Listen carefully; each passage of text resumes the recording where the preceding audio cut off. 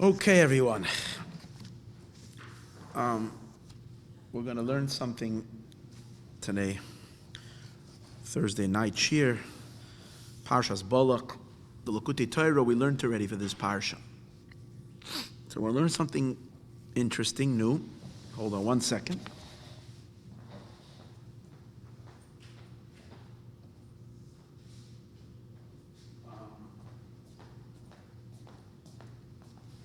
There is a sefer from the Mittler Rebbe called Giborei HaZohar, Explanations of Zohar.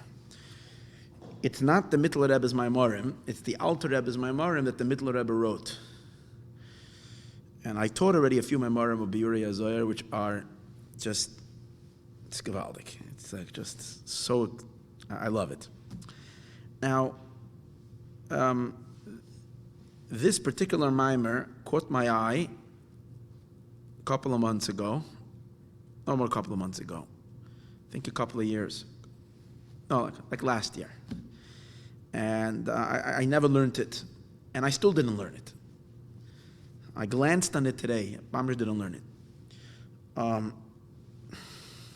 So I'm not going to teach on what I know, because I'm going to teach what I don't know. So I can say in clear words, I have zero grasp on the mimer.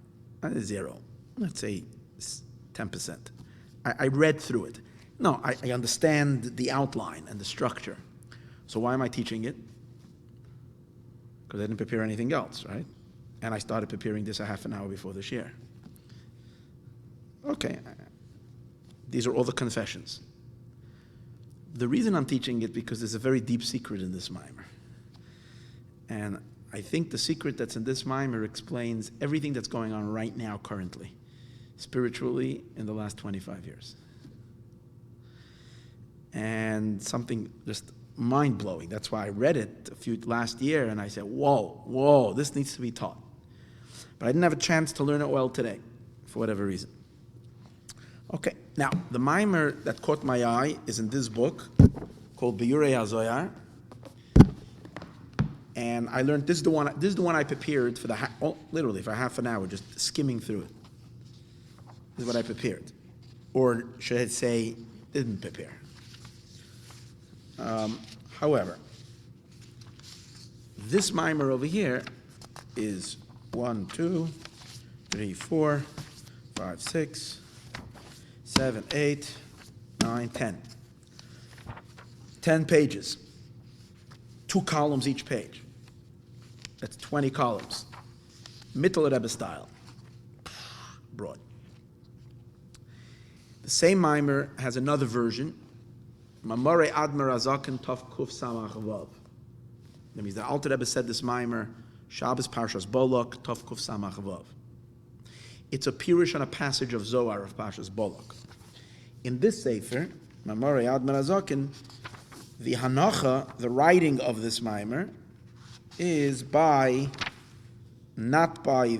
actually, it's interesting. It wasn't said on Parshas Balak, it was said on Parshas Re'eh. So that's a few months later. Not a month, it's about a month after Parshas Balak. Yeah, a month and a half. In Elul, Parshas Re'eh. That's when the Alter Rebbe said, but it's based on a Zohar of Parshas Balak. Anyways, the one over here is hanacha of the Maril. The Maril is Rabbi Yehuda Leib, the Alter Rebbe's brother. So he wrote the mimer. It's his writing. So here it's the Mittler Rebbe's hanacha, the Alter Rebbe's son. Here's the Alter Rebbe's brother.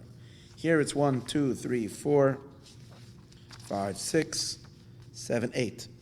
A little bit more b'chesed barachmim, 8 pages. Then finally there is. Finally,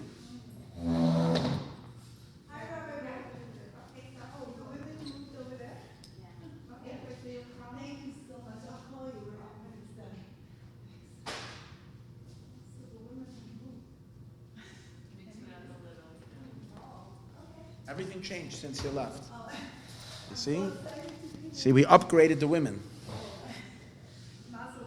We upgraded them. They said they're coming before the men, they get the better side.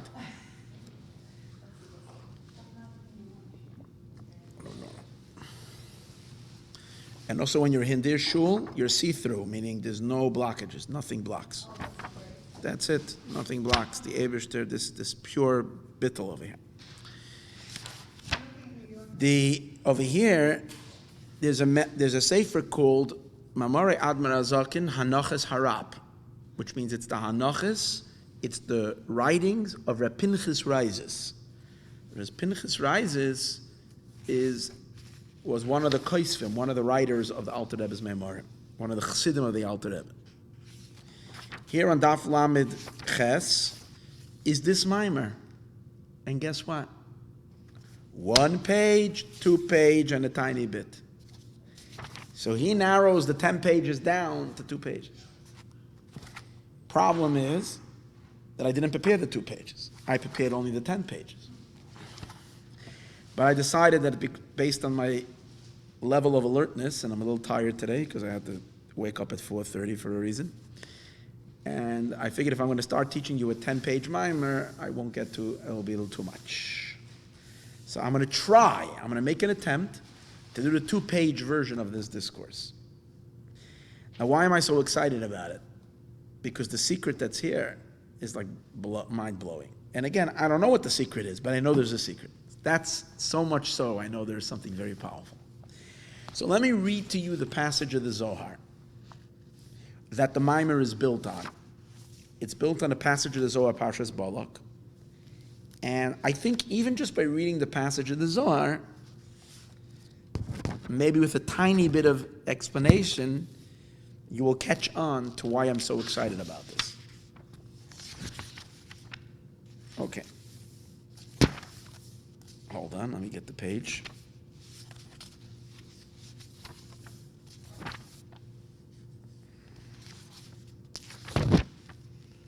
Daf, the Zohar is Daf Kuf Tzadik Aleph. Kuf Tzadik Aleph. Here we go.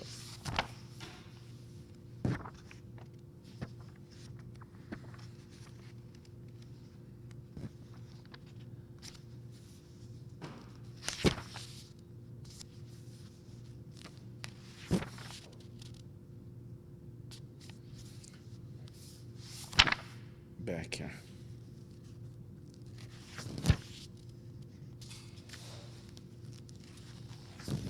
Please bear with me another minute, because a little more back.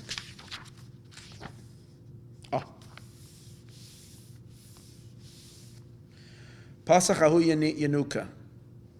This little child said, whenever the child is talking in the Zohar, you know the biggest secrets are coming. There is this one child over here. There is this one child.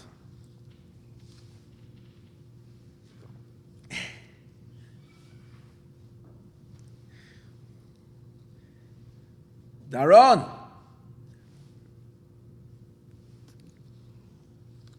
Want to make sure he's not running away because he sees me. We took his space. I got him. So the story is as follows. Pasach Ahu Yanuka. This little child opened up his mouth, began to darsh. And he said, there's a pasuk in Shir HaShirim. Now, this piece of Zohar is a continuation to something that it says earlier, and I didn't even get to read that passage, so I don't even know what it says earlier. But I know it's a continuation to what it says earlier. Shchayra ani v'nova. In Shir HaShirim, the Shekhinah, the Jewish people, the souls of Israel, the Jewish people, the Shekhinah, says, Shchoirani, I am black. Benava, and I am beautiful. Benois Yerushalayim, the daughters of Jerusalem. Rashi explains, even though I am darkened from my sins, even though I am darkened in exile, but the darkness is not in any way, the sins don't in any way tarnish who I truly am. I'm really beautiful. Al tarini, don't see me, shani shacharcharoras. She continues, don't look at my blackness, my darkness. This is what it says in the pasuk. Milin ilin ha'oikamuhu.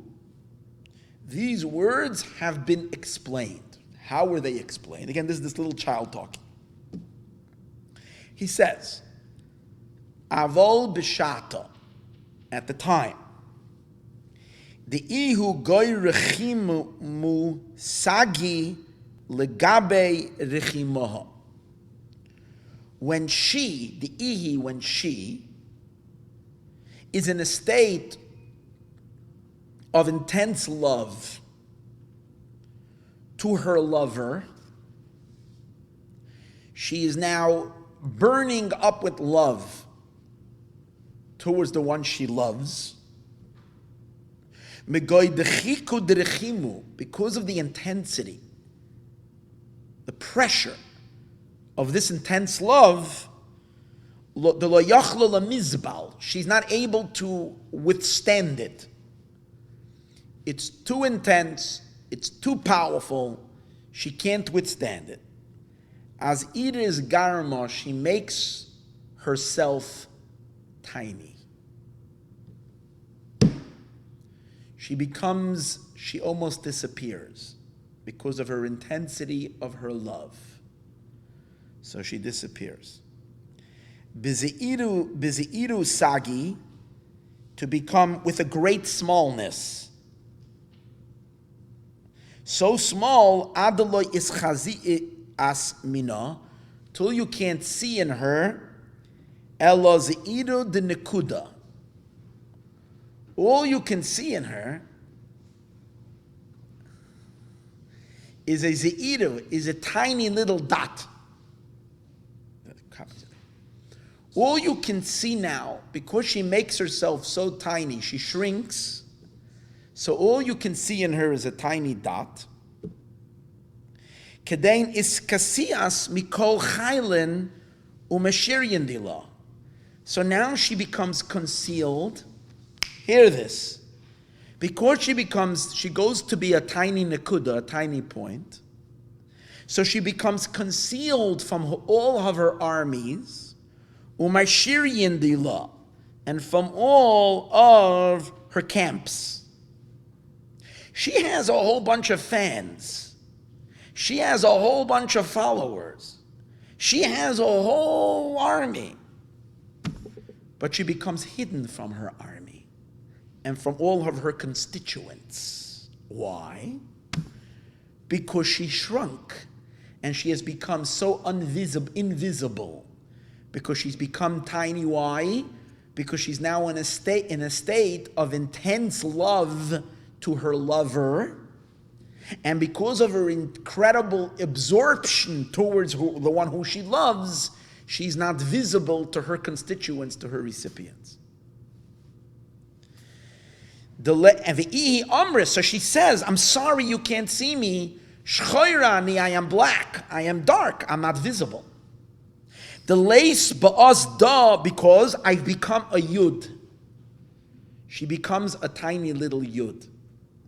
Now the letter Yud is unique, that the letter Yud doesn't have any whiteness in it. It's only a black dot.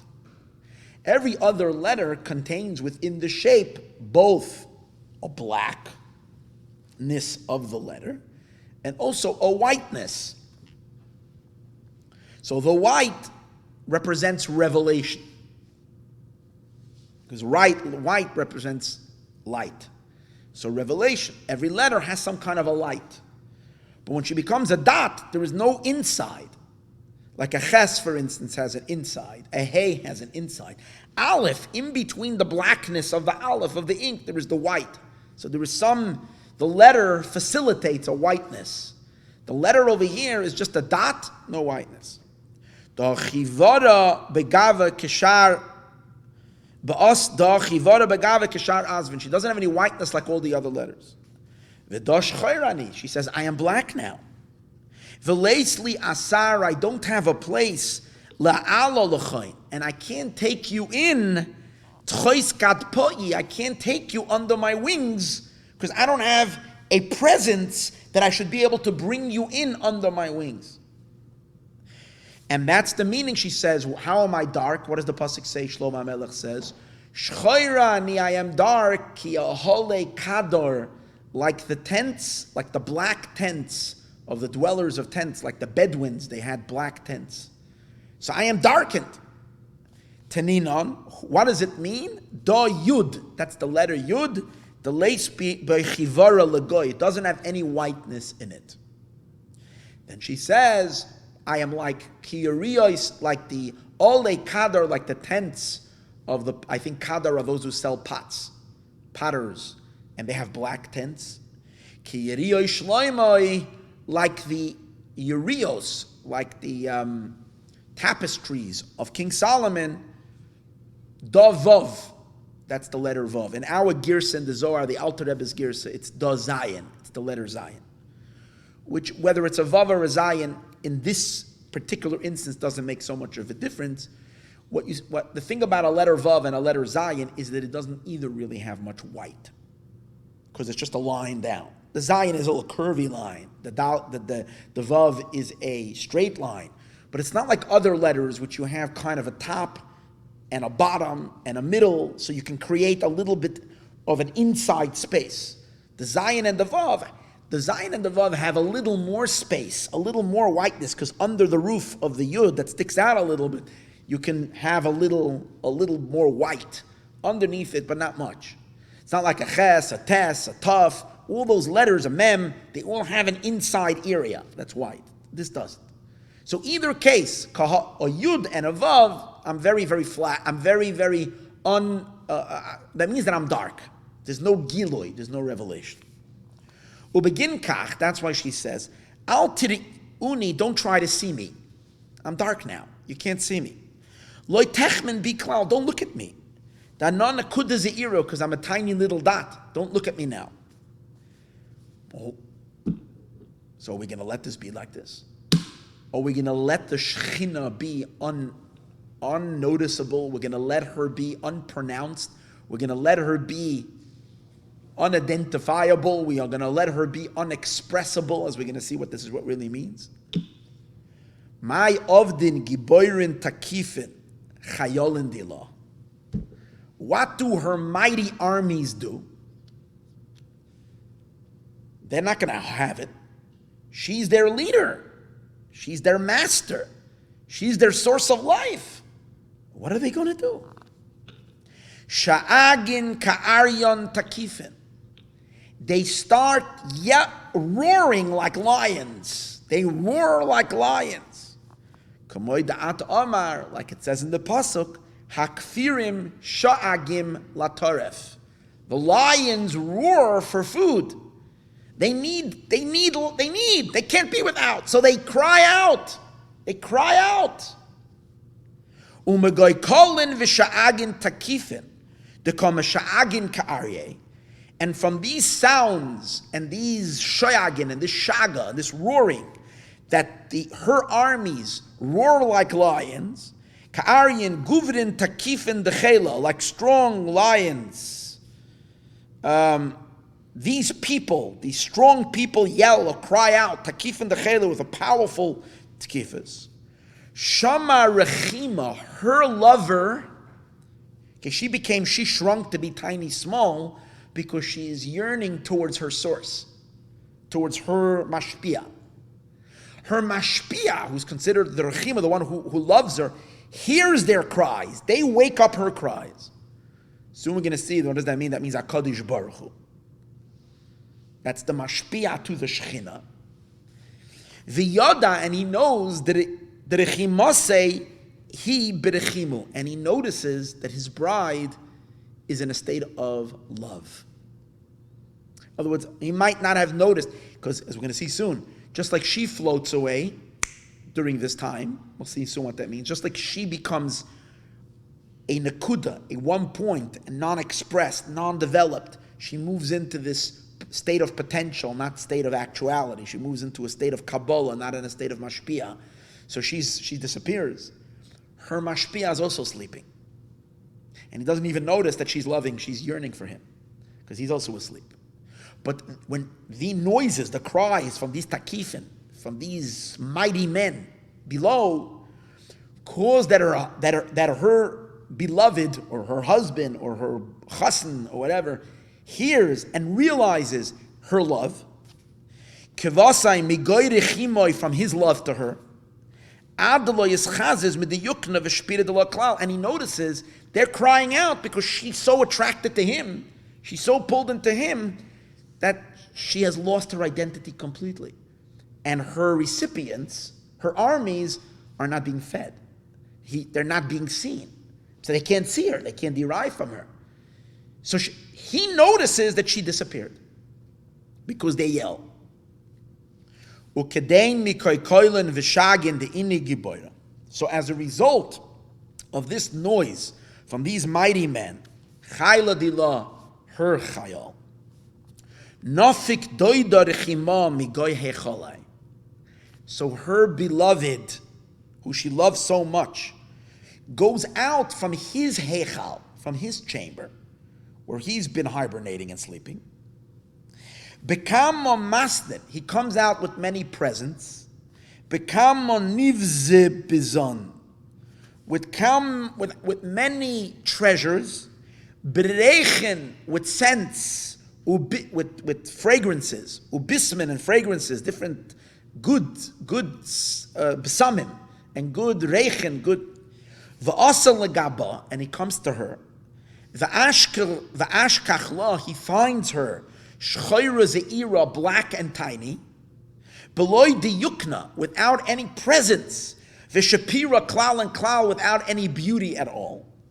Kadev legaba, he comes close to her. Mechabikla, he hugs her, he embraces her. Umenashikla, and he kisses her. Adis oraz ze'er, till she wakes up slowly from her faint that she fainted. Migoyrechen ubismin, from all these fragrances, that kind of like fragrances when you give someone smelling salts, it wakes her up. So the delicious perfumes of her beloved who comes close to her suddenly reawakens her. Ubechedva derechima deima, and in the joy of her beloved with her is benias, she's rebuilt. This avodas, and she becomes betekina, in her tikkun, bidiyukna, in her full image, beshapira dala, in her ultimate beauty. Hey, she becomes at the letter hey, kila mekadman, like she once was. In other words, from the letter yud, she redevelops into a hey, into a full-fledged.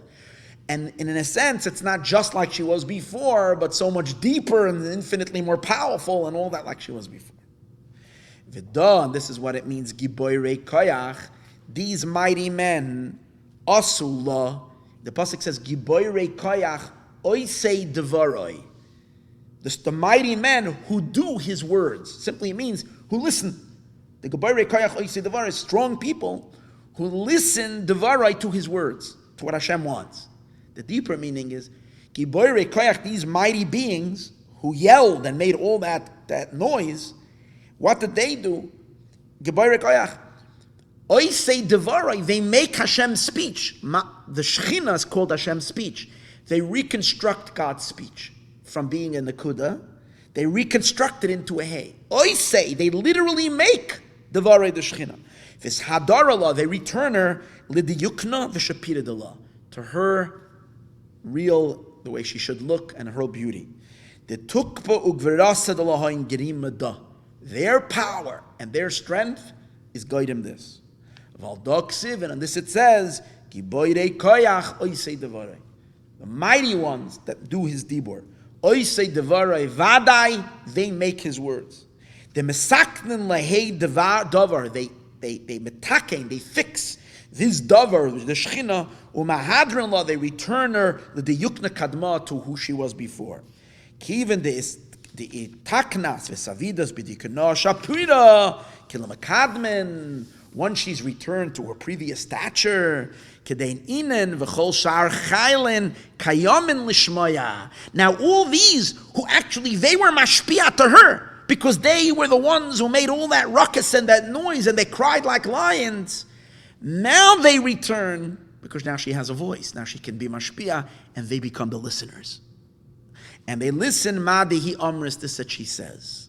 V'ikayma kamalka, and she stands like a king, goy chayla amongst her armies, v'do oisei devarei vadai, they make vadai. Kegavne do letata, and similar to this below, bezimnin dechayven bedara, when there are wicked people in the generation, also can cause her. Early we learned that why did she shrink and become tiny? Because she's enlivened by her lover, and she becomes so obsessed that she has to drop her previous self to become nullified. Here we're learning that there's possible, because of sinners, that causes that causes her to be hidden and to become small. Till you can't see anything of her but a tiny point. And when the strong ones, Zakoik Shoit, and those that are tzaddikim, they reconstruct her. And here is the air, and she illuminates little by little, and she becomes b'diyukna b'shapira heikid l'makadm, and she becomes a hay like it was before. Asa chavraya, this is what the little boy said. So the whole group of chevra that were there, all the other mikubalim, all the great chavrei hazohar, they come to this little boy in a shaku and they kissed him. Anyways, das is the Ma'aseh. This is the Zohar. Who are those strong ones that are making the noise? Aftali Astulin. That's it. That's it. That's the noise. We want Mashiach now. That's the noise. Non-stop. Because Malchus disappeared. There's no way Mashiach can come without this process. Because the original structure of the Shechina of Malchus, as he's going to explain in the Maimer, initially, in the first initial stages, the way Malchus is created is to be back to back. She connects to her husband back to back. As the Maimer will explain, it's a very chitzoniistic hashpa. It's not pnimius at all. She's not receiving from her husband pnimius, and she's not transmitting to us pnimius. Chitzonius. When things need to change, and she has to start receiving pnimius, she has to decompose her entire structure, become a nekuda, a point, and then she's in a point where she's not available at all to all of her armies. She's in a disappearance state. Because she's not giving them, not from the Acharayim, but she's also not giving Pnimius, because she's going to rise to get a much higher Ashpa, to get Pnimius. Then she gets Panim B'Panim, she's reconstructed. And what does she bring? Teiraseh Shel Mashiach. The Maimer is in the middle of it, talks that when did this happen? In the days of Ezra and Nehemiah. When the Beis HaMikdash was standing, the Shechina was in full developed state. When the Shechina was in a full developed, constructed state, that means that there's Gilui Elokus in this world, there's divine revelation in this world. Every Gilui Elokus in Oilomais, in the world, can only come from Malchus, from the Shechina. When the Churban Beis HaMikdash happened, the Shechina departed. What does that mean? She goes, instead of her being manifest, she goes into a potential state, a nakuda, a point. She withdraws her entire developed expression. That means all the spheroids that are in Malchus disintegrate. Malchus goes back to a nakuda called Keser Malchus, that's it. And then she's not begilui in this world. And then Nebuchadnezzar can destroy the Beis HaMikdash. If the Shechina is manifest and revealed in the Beis HaMikdash, Nebuchadnezzar can't come close. Because she'll burn him in a second. She departs. She pulls her legs up, retracts into a point. Then, when Ezra and Nehemiah came back to build the second Beis HaMikdash, and they needed to reconstruct the Shechina.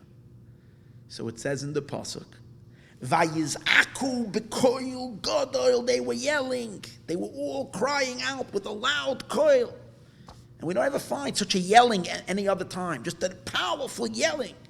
And that was, he explains, this Giborei Koach that bring back Malchus. And it takes, now this happens many times in history.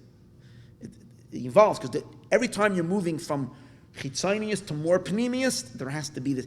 This is the secret of the moon every month, of the moon becoming a Nakuda and then rebirthing again.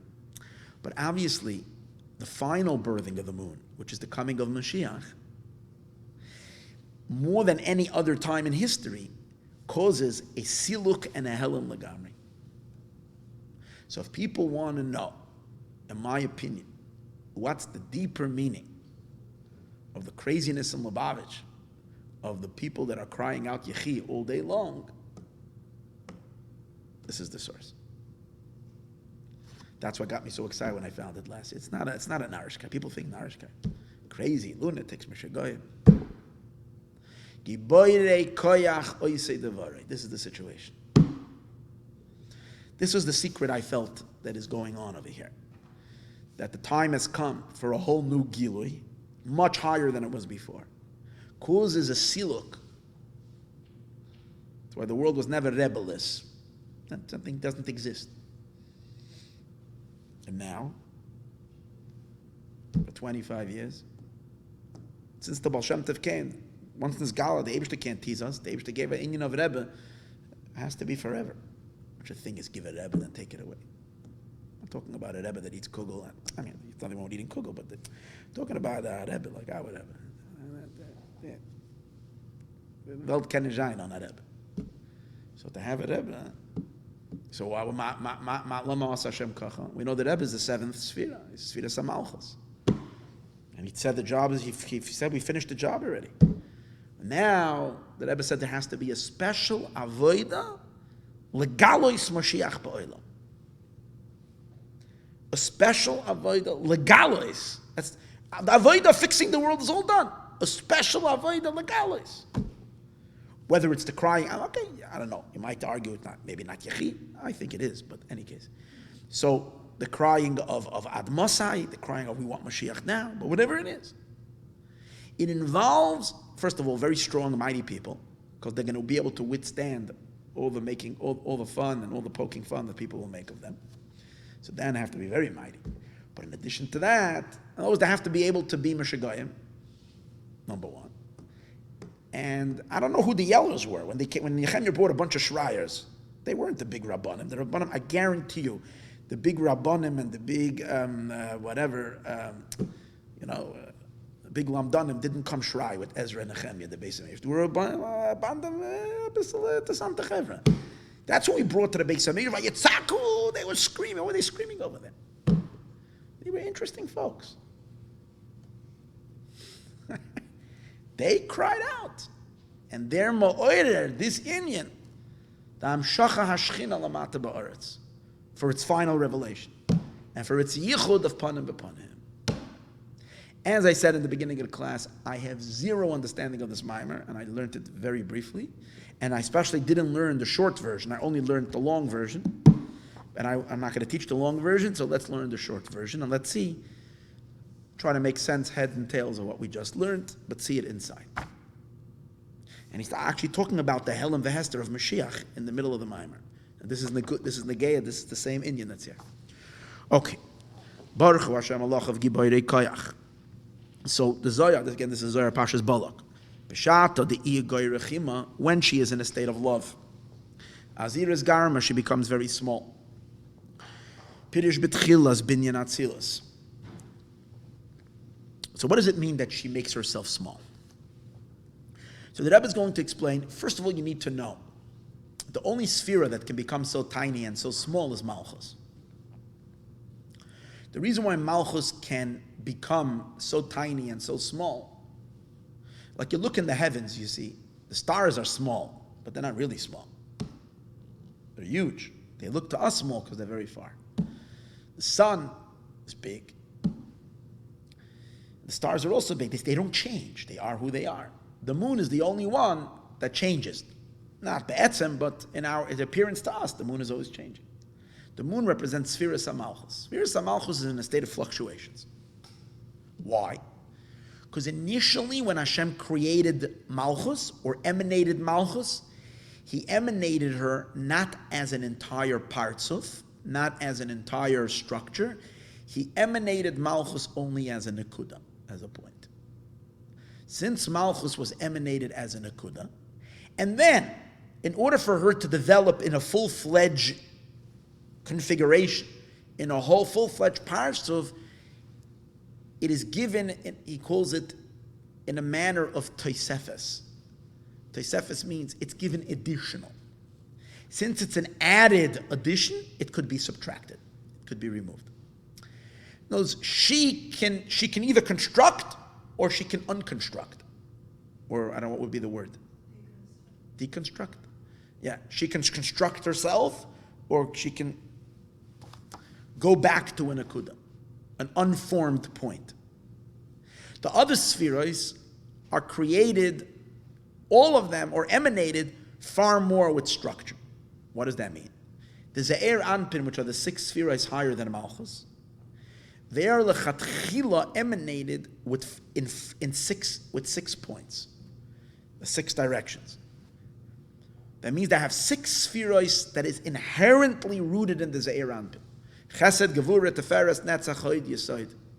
And probably each one of those spheres, for instance, Chesed has Chesed Sheba Chesed, Gevurah Sheba Chesed, Teferes Sheba Chesed, Netzach Sheba Chesed, Hod Sheba Chesed, Yesod Sheba Chesed. Inherently. That's the way it was formed, lechatchila. It was born. It was born into existence in that form. But the Ze'er Anpin also receives tosefes, also receives addition, build up, but not in its midos. Not in its midos. What does it receive? In a state of build up, it's mochin. Its chachma bina das is not there all the time. It's given to the Ze'er Anpin in a manner of tosefes.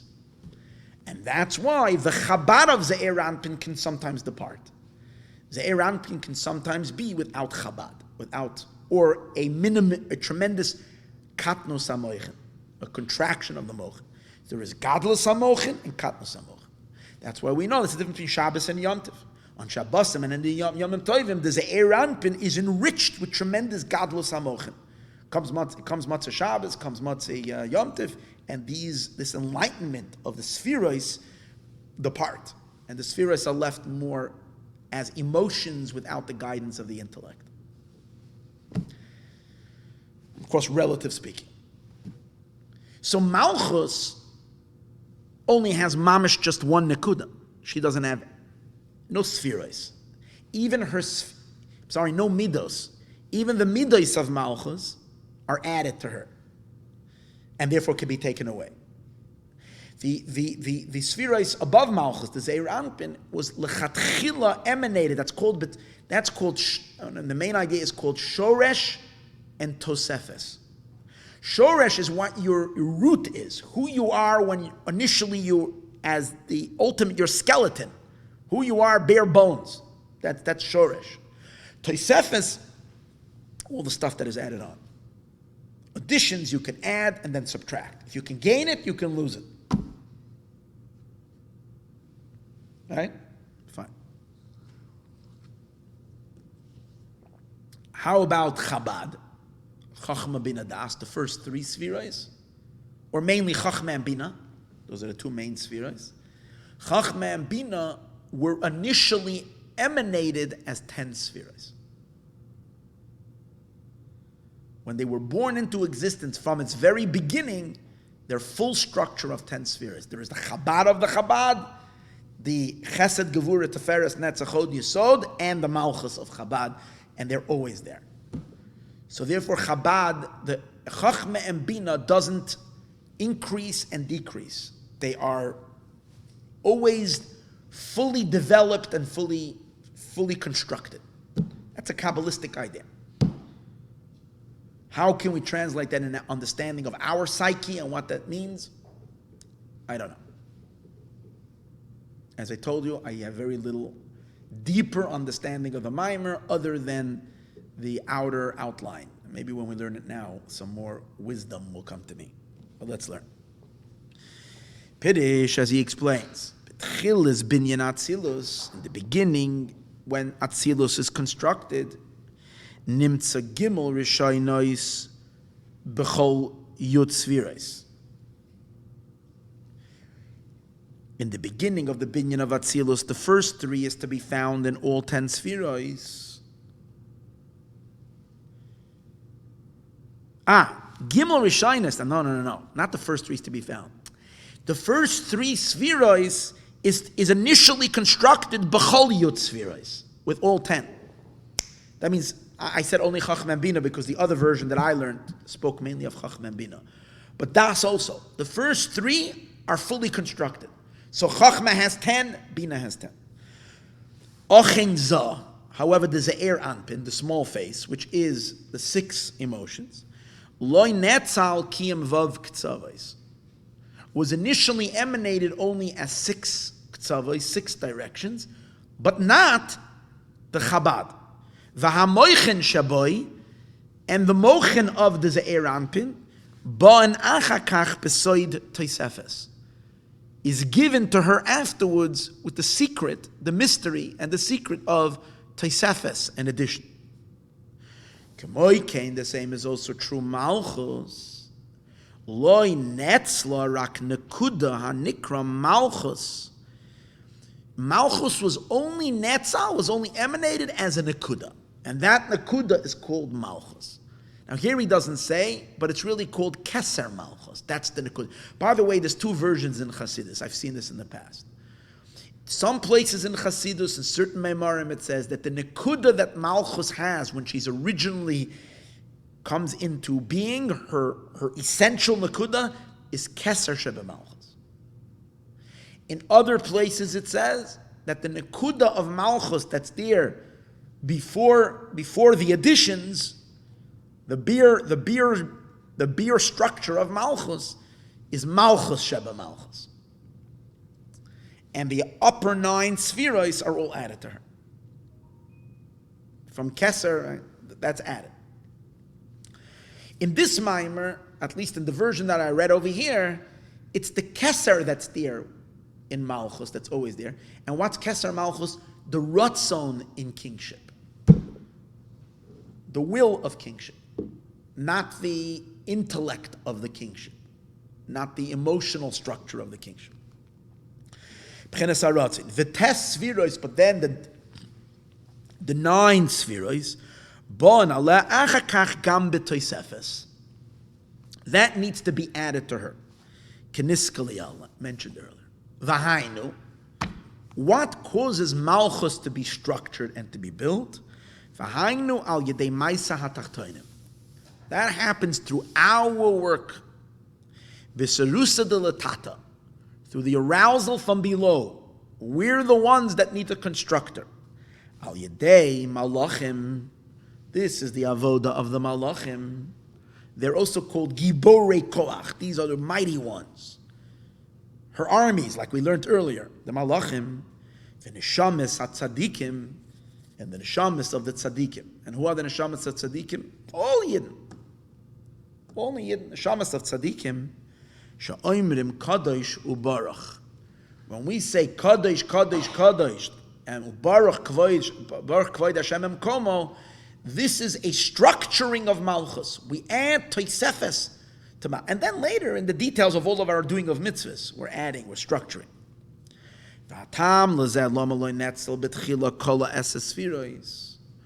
Why is Dafka Malchus? Dafka, the attribute of Malchus, which is the Shechina, not emanated lechatchila from the very beginning with all 10 spheroids. And the other ones are, or at least the Ze'er Anpin is much richer and much more developed, if we can say, in its initial emanation. There too we can add, but there we're only adding Tosfos Moichin. But over here we're not adding only Mochin. Here we're adding the entire structure of Malchus. Machmas, why is that? Ki hoya hakelim ktanim. Because Malchus's kelim are very small. Mahachel kola esas spherois. from to be able to hold and withstand all 10 spheres.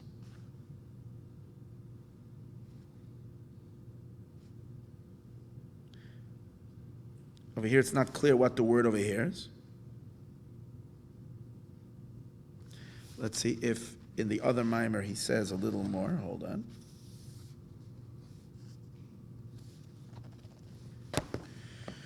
The Indian who here he brings another reason why Malchus was constructed this way, so that if it would be Shoresh means it would be her essential structure, and then it would not be able to go away depending on Maisa HaTachtona. As the Eibishter wanted Malchus to be, his relationship to the world should be dependent on Maisa HaTachtona, which means on the work, on our work. If it would be inherently structured that way, then it wouldn't be able to go and come away. It would be there. Okay, hold on. Let me just see if we can get.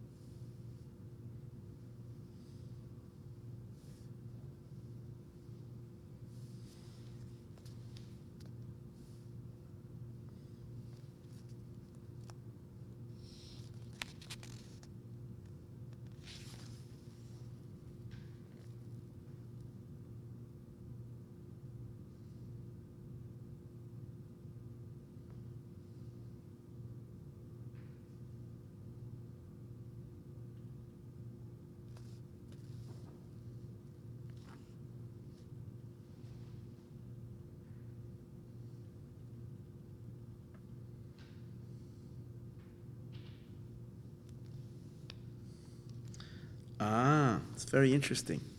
This mimer over here, which I didn't get to read from the Maril, again, it's the Alter Rebbe's mimer, but written by the Maril, gives far more oisias to the Indian, much more than I saw in the Mittler Rebbe's mimer in this particular Indian. Wow.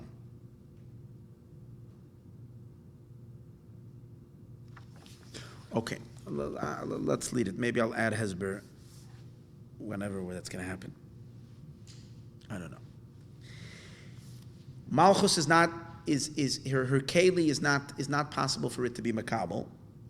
Let's skip this word. The kelim of Malchus were very bitsimtzum. Let's see how much we can understand from this version. She didn't have the broadness to be able to receive more than just Keser Malchus. V'koidim shenetzli ha'keli lo shayach loimer al shefa oirin soif shu karav l'chachma yoisem men ha'chesed rak achash ha'keli higbeles ha'or v'asa ha'tmuna oz nikra ha'sfirois b'shem zu dafka. What he's saying is as follows. Again, here it's Bekitza, but that I did learn in the Biurei Azoya Maimer Barichus. He's saying that without kelim, without vessels, there isn't much definition. We know that there is oiros and kelim. Let me give a little introduction. There is lights and there are vessels. The lights represent the energy of every sphera. The vessels is the design and the tzir, the definitions of the sphere of the attribute. So even though be'etzem, in essence, there is a special light and a special energy for chachma that's different than the energy for chesed. There's a different energy of chesed that's different than the energy of gevura. But in energy itself, before the energy manifests in a keli, it is so undefined and so subtle, meaning it's a state of just possibility, not a state of, might not even be a state of potential, just capability. And as a result of that, there is no way that you can define that you should say that this is the oir of Chachma and this is the oir of Chesed, because it's still mufshat. Now, once you have a keli, you have a vessel, and the light shines in the vessel, then the vessel brings out the potential that was there in the oir and defines the oir. It's not like, what I'm saying is that you can say technically you can say that the oir that comes from the Eibishter is a simple light. And therefore, and the differences that there are in one energy flow from the other energy flow is only mitzad keli. It's only mitzad keli. An example to that would be when you have light going through different colors. A prism. You have a traffic light. You have a green light, a yellow light, and a red light. Inherently, the light is the same light. It's just going through a glass that's tinted, and that's why it's creating red. So the redness of it, or the yellowness of it, or the greenness of it is not mitzad light at all. But and we'll say the same thing on the Eibishter. His light is simple, and the tzir that there is only and exclusively mitzad kelim, from the vessels. If that would be the case, and it is true to a very, very great degree, but if there would be totally 100% like that, then there wouldn't be such a thing called oir hachesed and oir hagavura, because there's no difference in the oir. And technically, according to that, the light that happens to be shining through Sfiras HaChesed could have the very same light shone through Sfiras HaChachma or Sfiras HaGavura. It's an energy. It's like electricity. That's pure electricity. Now, it depends what I plug into it. If I plug in a phone to it, it's a phone. If I plug in a hair dryer or a blow dryer, it'll blow air. And if I plug in a toaster, it'll toast bread. It's just a pure. It doesn't make a difference to the outlet what I'm plugging in, as long as it's a 120 or a 110 or a 220 thing. That's all. It doesn't make a difference what the pu'ula will be, if it's a mixer or a toaster or a electric toothbrush. It's just a simple energy. You can say the same thing. The oir is the same. But it's not that way, because there is oir hachesed and there is oir hachachma. But the distinctions in the light are too removed. It's so, because it's oir, therefore it's so not pronounced and so benign, that it doesn't have any definition only after it goes into the kelim. How can it be already that in the atzmos, in the very essence, there should be already differences, chilukim? Okay. In Chassidus discusses the beginning of the beginning of the beginning of these potentials. But in Inyan, things cannot be called spheroids until they go into the kelim. The kelim give metzias to it. What? Yeah. So it filters out everything else and allows just everything is contained, but now it's filtering out and bringing out the chachma. You're right. It's bringing out the chachma that's in that potential. But it's not taking out the chachma. It's not taking out chesed. So therefore we're saying that if the keli isn't developed, then it can't receive different lights. Because the only way it will have different lights is if the keli itself is a developed keli, is structured to be able to draw the particulars from it. Malchus, because of her lacking of the diversity of kelim, therefore she's not a keli to bring out a detailed light. Does Goofy, you can ask the question. So why was she created with only in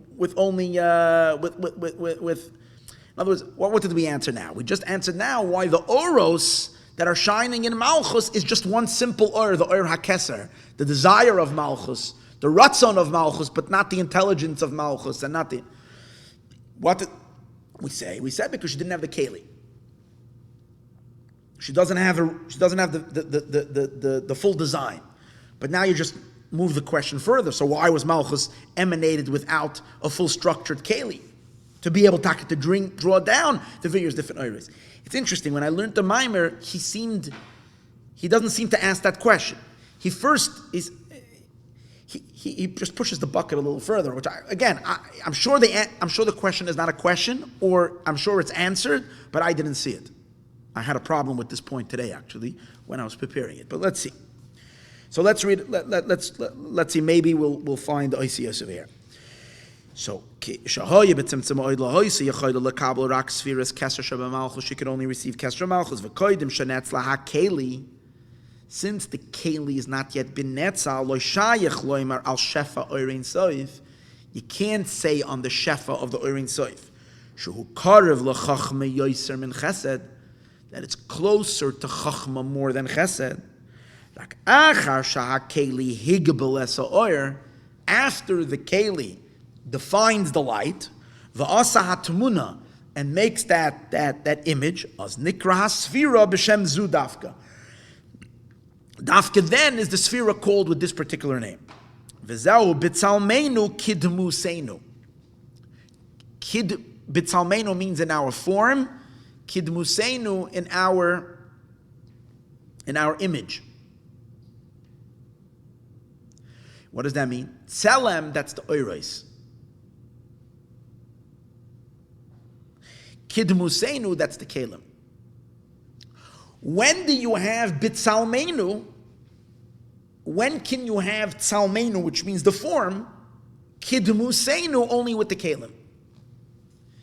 Ki asiyas adam nigmar dafke achar hatzelem v'admus kishenetzlu gama kelim. When the kelim have been emanated, v'gebilu esa oir, and they're magable the light, they limit the light, as nikra droya yamina, then it's called the right arm. Elechein sfiras malchus shehi shahaya keli ktana. Sfiras malchus, that her keli is small. Rak la hagbul b'chines keser shebe malchus. All she can draw forth and all she can define is the ratzon for kingship. And now let's understand something. In that ratzon, if she has a ratzon to be king, if there is a ratzon to be king, then in order to be king, there has to be the intelligence of running the country. There has to be potential for all the emotions. The king is going to rule with compassion. The king is going to rule with kindness. The king is going to rule with perseverance. The king is going to rule with might and discipline. So all these things need to be there already in Ratzon. But Malchus is not developed enough to be able to draw forth these particulars. Is that what I'm saying? The Keser is the root of everything. But all she was able to define is one thing. In other words, it's almost like there is Klal and there's Prat. What Malchus was able to draw forth was only the Klal of Malchus and not the Pratim of Malchus. That's why he's lacking, not the details of Malchus, just the general klolistic inyan that there should be a Malchus, there should be a kingdom. Because that already requires the other spheres are already drawing out all the colors, all the particular colors that are behelim in this will, in this desire. It requires more definition. And Malchus did not have such a broad keli to be able to. It's like you find. I'll give you a simple thing. I feel like the way I'm teaching this mimer today is exactly the marshal for this.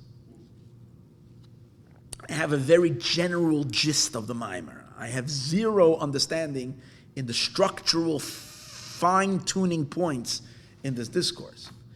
And precisely because of that, I'm finding it hard to explain it, because I can give over a general idea. Or like the difference between Polish Chassidus and Lubavitch Chassidus and Chabad Chassidic. Polish Chassidus is a word. It's one word. It has a lot in it, but all the potential of this word has not been detailed. Why has it not been detailed? Because it's not Chabad. So when you're teaching something, a simple person, a recipient, a simple student is going to receive the general idea that's there. The more sophisticated and developed the person's mind is, they're going to hear that one shiur, that one concept, and they're going to run it in 30 different directions. Understand? Because there is more kalim there to absorb and to define and to filter and to see the nuances in it. Malchus, compared to the higher spheres, is a very young child. It's the least of all the attributes. Therefore, she doesn't have the potential more than just getting the general gist that God wants to be a king. The rest needs to be related to our work. How, what, where, and when. But that's... I'm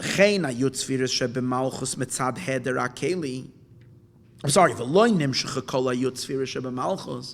therefore all the 10 spheres of Malchus were not drawn into her because she's lacking the keli.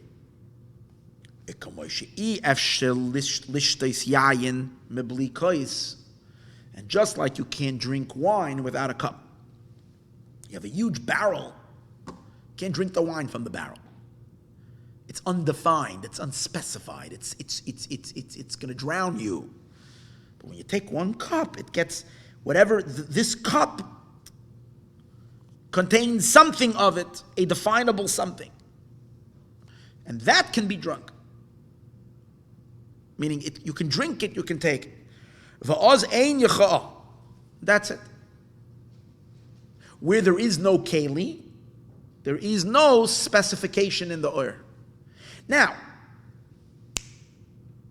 since there is no kalim, and therefore there's only a very general keli and a very general light, in that state, she's not able to be mashpia below. She exists, but she's not able to be mashpia. Because in order to be able to be mashpia, you need to be able to specify. You need particulars. A general understanding of the subject will not allow you to be mashpia.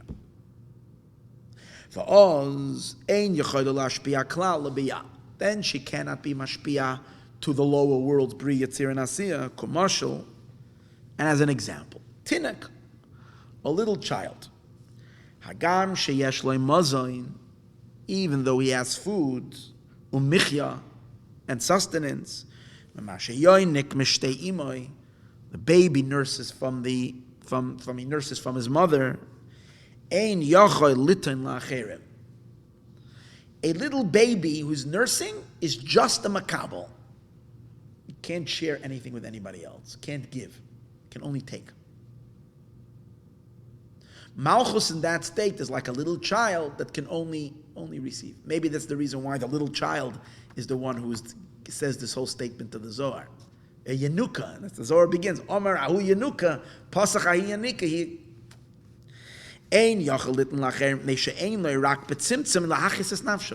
He only has for himself.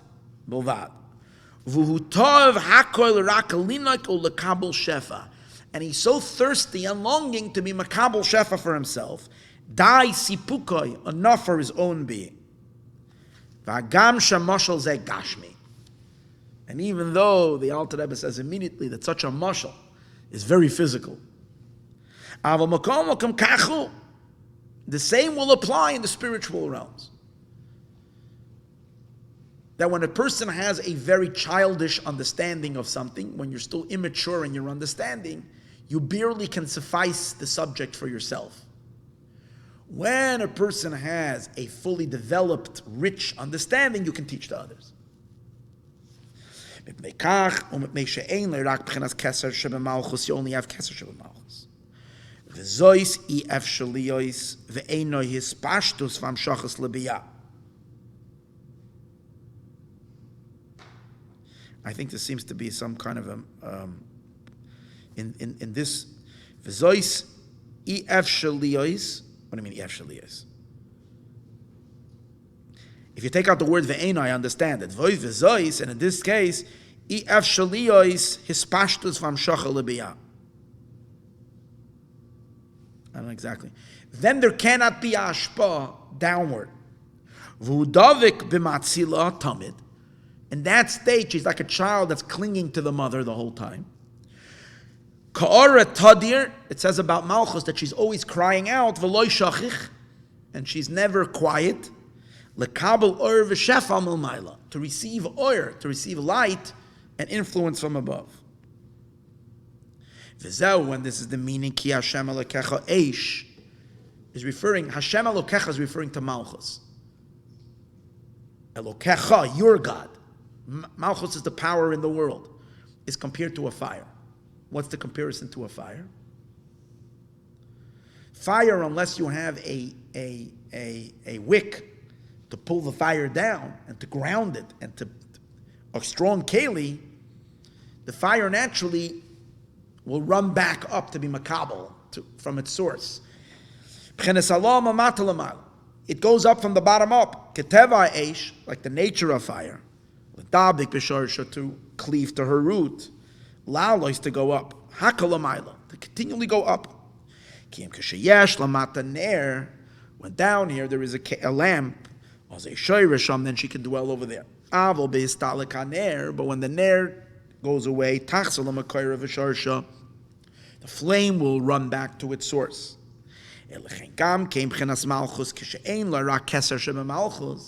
She doesn't have much of a wick. When she only has the keser shebemalchus, and she doesn't have a developed structure, so then she's cleaving to her emanator to receive oir and shefa milmayla from above. So here he's bringing a phrase that we know in halacha, that when a pot is in the middle of absorbing loy polit, it doesn't spit out. That's our concept in halacha. That when something is in a state of receiving, it cannot be a mashpia at the same time. It can't influence. What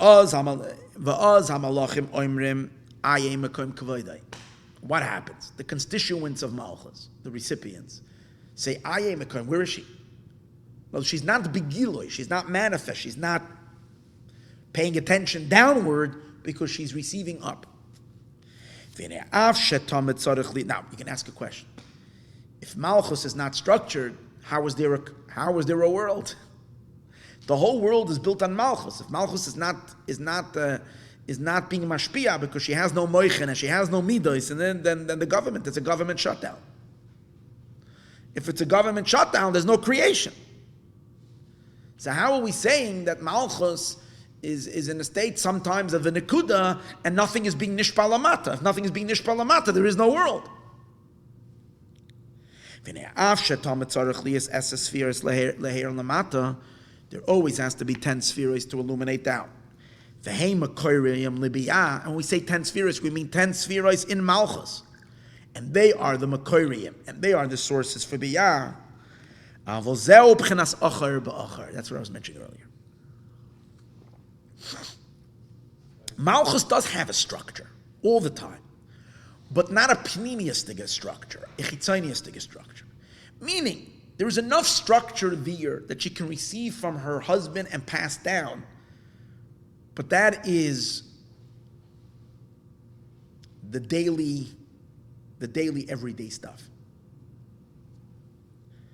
Not anything rich, deep, innovative, creative, exciting, deep, right? If I can find a mashal for that.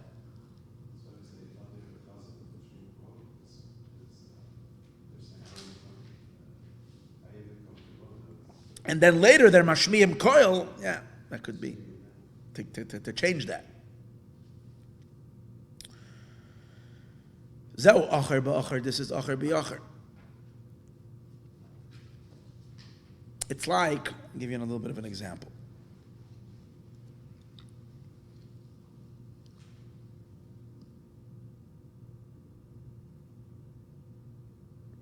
When a person is deeply in thought and trying to conceive an idea, and their mind is like not here, they're usually going to be silent because they're thinking, they're elsewhere. Unless they're saying Ashrei. they're saying Ashrei or benching, their mind can be torn to a loss and they still say Ashrei. Because these are words that they've already already carved out. They don't have to be inside of it to say it. Is that what I'm saying? The person doesn't have to be in Ashrei to say Ashrei, because you become so robotic in doing it. Women are particularly good at this, because they can multitask. So they're able to keep a whole thing running with very little investment, because that's what it does. A man generally needs to be more in what he's doing to do it. And that's why he can't do two things. He's doing one thing, and his wife doesn't get it. How come he can't do? Why can't I talk? If I'm doing this, I just absolutely can't do two things at one time. So the hashpah chitzonius, to continue creating the world, just bare creation, Malchus can do that. That's called acher va'acher. She's receiving from the back. She's receiving the chitzonius of her husband, and she's passing it down into the creation. That's not real. Talk about hashpah pnimius, of pnimius haTorah, for instance, great deep enlightenment that's going to give pleasure and light in all the worlds. That kind of hashpah cannot come when Malchus is, and what the Malachim are seeking. They're looking for Gan Eden light. They're looking for pnimius diga light. And when Malchus is in a state of aliyah, right, an elevation, they say, Aye makoim kavoide. Where is she? In order that it should be added to her tesviros. Lashpia lamata shaloi b'bchinas acharayim, not in a state of back. Tzarech lahachzer panim b'panim, she needs to turn around face to face. That means she needs to receive from the pnimius of her husband. V'chol esasfira shahoisala mikoidem, and then the esasfiras that she had before, nechshav legaba panim b'panim, is considered, compared to panim b'panim, nekuda chada, one nekuda. Even if it's still there, it's considered one nekuda. It's not really v'al yedei esarusa de latata min malachim. Then you have an esarusa de latata from the malachim, v'neshamas ha-tzadikim, and the neshamas of tzadikim. Nitoisu ba tesfiros panim b'panim. Now that adds 9 spheros panim b'panim. K'ma shekasa be'etz chayim, like it says in Eitz Chayim. Shekoidim chazaras panim b'panim nikra nekuda tachas yisoid. Nekreis, she's called nekuda tachas yisoid. Before she receives panim b'panim, the full structure of the light, she is called a nekuda. She's only one point beneath yisoid. Yisoid is the mashpia. Because there's chesed, gevura, teferes, netzach, hod, yisod. Yisod is the mashpia. She's only a nekuda, like Erev Rosh Chodesh. That's what we say. The Zohar says, because of the pressure of her love, she can't stand that love. Meaning, there's so much light that she wants. She wants to get close to her husband, which is the infinite. HaKadosh Baruch Hu is Ein Sof. She's the mother of the finite creations. For her, receiving from this place is like, whoa. Azir is garme, so she makes herself small.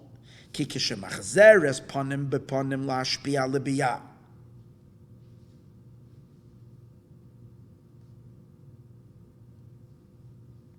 And why does she want panim bepanim? She's going panim bepanim to later receive this inner light and to be mashpia in Bria Tzira and Asir, not to create the creations. Or it's to create the creations that she does achar ba'achar. But we're talking about to be mashpia, what he says next, lishavos mizeh hasagas nivra, to bring hasaga, to bring Gan Eden experience, to bring grasping of the Ein Sof to the creations. This is not just to create them. This is to give creations a hasaga, a grasp of the Ein Sof. Nehenen meziv hashchina, that they shall have the light from ziv hashchina. This is pnimius. Tzarich mekoidem letzamtzem atzma. So for that, she needs to contract herself first. Ma'oid, very much. Why? Ki al zen namar ein aroich lecha. There's no erech to you. There's no erech to you, Hashem. Meaning that the finite worlds are zero shebezero to the Eibishter. And since she's rising from her being the source of a finite world to touch the infinite, so requires that as we said earlier, that decomposing, that loss of her tzura, her complete concentration into that light. Or it was customary in the mouth of the Mezritcher Magid, the Rebbe of the Alter Rebbe, where he tries to explain the concept of Ein Aroich. What does it mean that creation has no erech, has no value compared? So he says, Echad legabe revavois nikra erech. One compared to 10,000 or million is still considered erech. Because ultimately a million is made up of a million ones. So it has a value. Mekol mokar, it's still considered. Avol nivra legabe mohus atzilus, but a creation, no matter how high they are, even the Nevraim of the world of Bria, for sure the Nevraim of the world of Yetzirah and Asiya, but even the highest creations, compared to the Mohus of Atzilus, which Atzilus is infinite, Atzilus is still Eibishter. Ein shayach klal loimer erech. You can't say erech. Can move on. Hakor, like everybody understands, ki Atzilus hu ein sof, because Atzilus is infinite. Umasha nikra chachma, and this that we refer to chachma and Atzilus, wisdom, hainu shu shoyrish umakar hisavo seichel. He's not chachma. That it is a shoresh and a source for all intelligence that there is in all worlds. Bibiyah and Bria, Yetzirah and Asiya. I guess this word is Michael, Malach Michael, V'neshamas Moshe Rabbeinu Alav Hashalom. All these super intelligences. V'oz nikreis nekuda chada. When she's going to make this journey and this, we say, quantum leap from her being the mother of creation, to her becoming the recipient of the Ein Sof, to receive the Pnimius. Pnimius means not just life, to give life to them. See, the chayos that she's getting just to sustain them is really about them. It's not about him. So what is that? That's really, in a sense, something that's shaykh to the world and related to the finite of the world. So that doesn't take this nekuda chada, this point. But when she's going to receive him, that's the point. And he is shaloi be'erech, infinitely higher than her. It requires her complete, what would be the good word for this? Yeah, the bittul, but what would you say in English? What would be a good word? Come on, everybody. Huh? Yeah, nullification. Then she's called the Yud, she has no whiteness.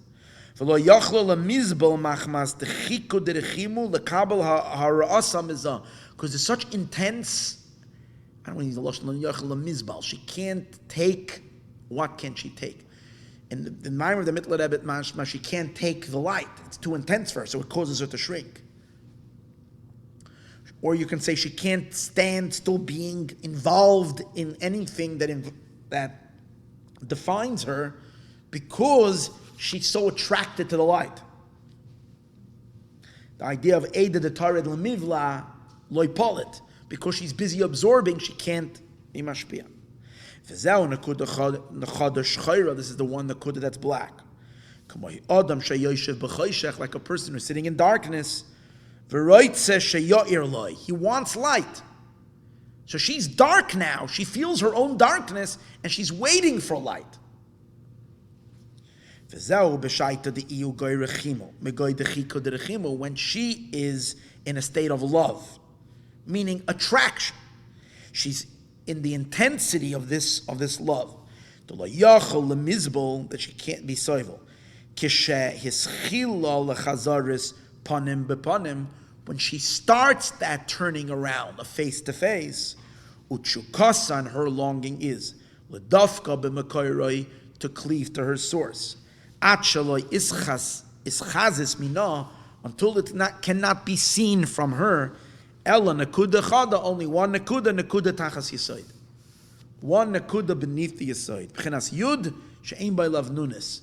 A nekuda that has no white klal. Ki lavnunis, because the whitening of a letter moira indicates alis rachves hakeli, on the broadness of the vessel. Ki oisi oisem kelim, because the letters are kelim, and when the oisi are broad and therefore there is space inside the letter, represents that there is a widening of the kelim. Ki yadua. When there is whiteness, he is a broad vessel. Makam Kabbalah, there is place for what? To receive. In the Mimer of the Mittler Rebbe, he explains that the blackness of the letter is actually the oiros, the lights, because that's the design. The oir hamashpia, the light, that's the black. The roof of the letter, that's the Chabad. The side lines of the letter is the Chesed, Gevurah, Teferes, and the bottom of the letter is the Netzach Hod Yesod. 3 dimensions in the structure of a letter. The space that's in the letter, that's the keli to receive that oiros, the Chabad, the Chachma, the Bina, the Das, whichever the letter is, the space, the whiteness is the keli itself, that is the space for whatever is coming into it. But when there is no whiteness, shchoira, she's black. So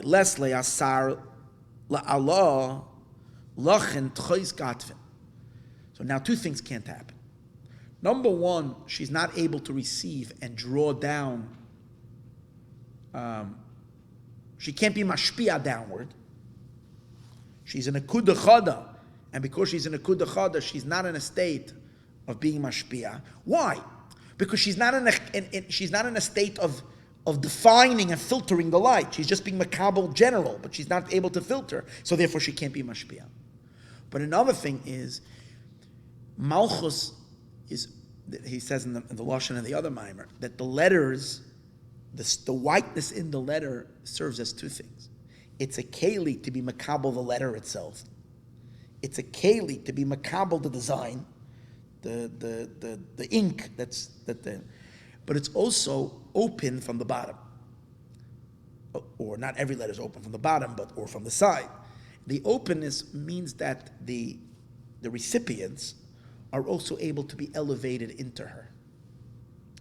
That means that she can serve as an elevator to all of creation, to all the what's called the Serusa Dilatata, Halas Man, the raising of the feminine waters from the creation up to the Eibishter. And then she's kind of serving both as a transmitter and from above and a elevator from below.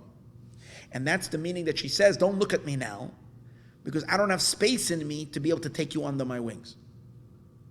That means to absorb the Serusa Dilatata that's coming from below.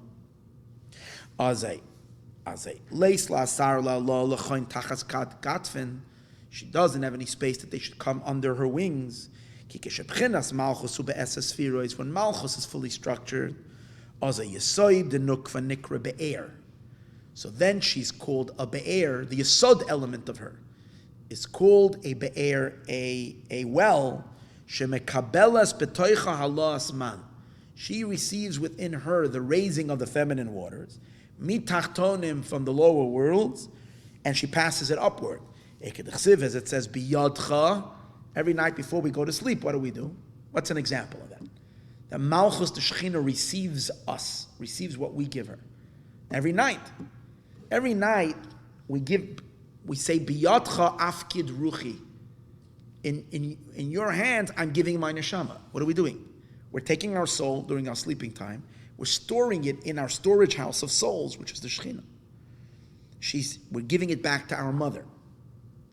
Together with all the mitzvahs that we've done and all the good deeds that we've done, it gets absorbed in the Shekhinah, and it gets absorbed afterwards upward, serving as stimulators for new light to come from above. That's why the word biyadcha afkid ruchi, which in the Nusach Ari, this is the last pasuk in Kriya Shema, besides Hamapel. Biyadcha afkid ruchi. In the words biyadcha afkid ruchi, Rasha Tevis be'er. That's the well. Usually when a pail goes into the well downward. In Kedusha, everything is upside down. The well is up, and where the pails that all get drawn in, upward. All neshamas go back into the well to recharge overnight in our source, and come back in the morning to register in the body. So when Malchus, however, is in a state of broadness, she can welcome in all the souls to be in her, to be cuddled by her, to be absorbed by her.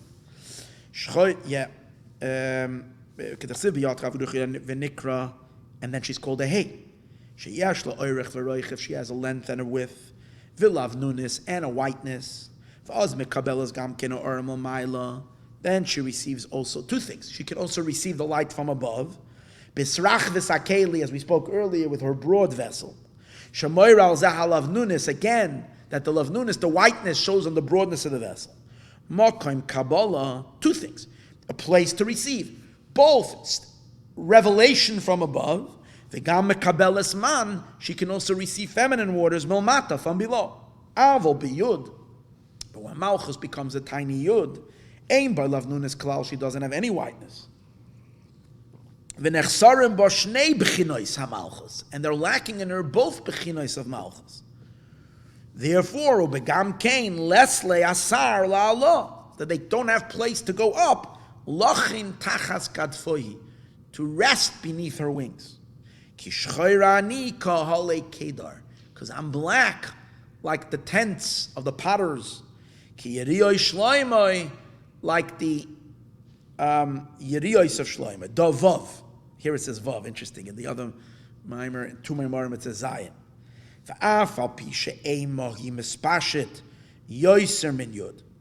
Even though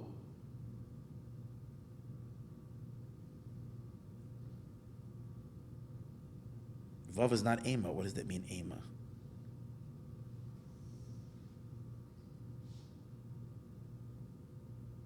I mean, I understand when he's saying that even though a vav is mispashit more than a yod, but what does he mean, ema?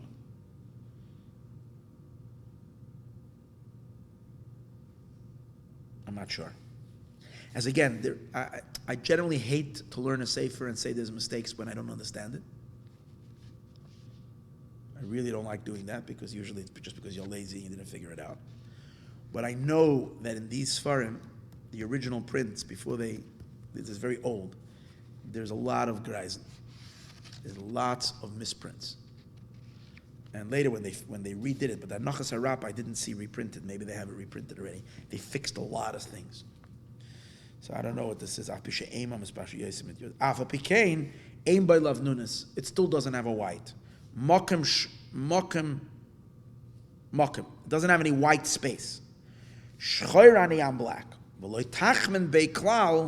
Therefore don't look at me at all. This Kasia, she gets hidden mikol misharyan from all of her camps and her armies. So ma of din gavrin, what do the real strong people do in this situation?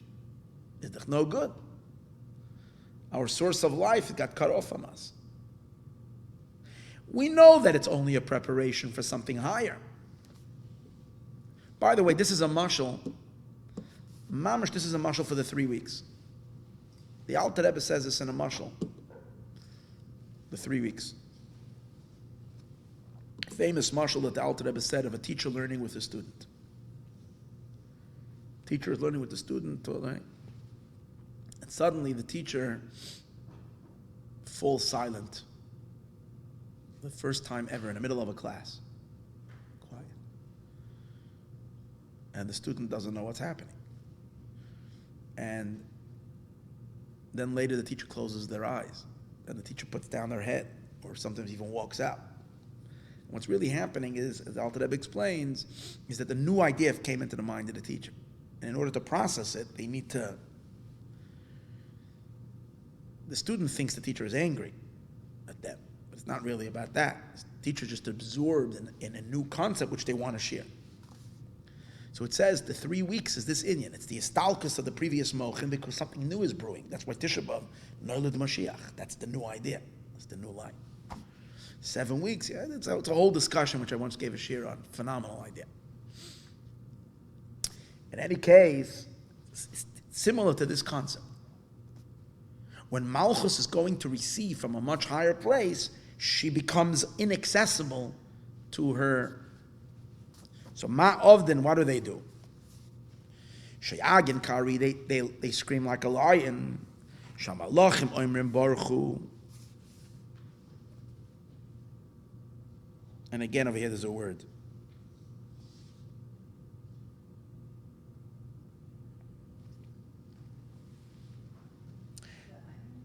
Yeah, I thought of ayin, but it doesn't make any. It doesn't fit over here. And then there's something missing. There's a word missing. Seems like.